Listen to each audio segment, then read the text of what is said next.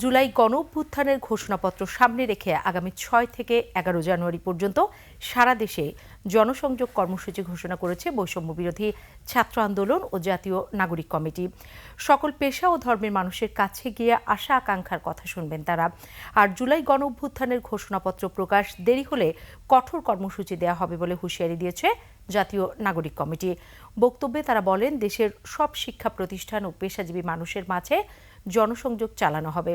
বৈষম্য বিরোধী ছাত্র আন্দোলনের আহ্বায়ক বলেন, ঘোষণাপত্র নিয়ে দৃশ্যমান কোনো অগ্রগতি হয়নি। রাজধানীর বাংলা মোটরে বৈষম্য বিরোধী ছাত্র আন্দোলন ও জাতীয় নাগরিক কমিটির যৌথ সংবাদ সম্মেলনে এসব কথা বলেন নেতারা। সানবিট সব দিবে সামাল। সানবিট ম্যাজিক প্রেস ডিশওয়াশিং এর মাথা ঘোরানো সলিউশন।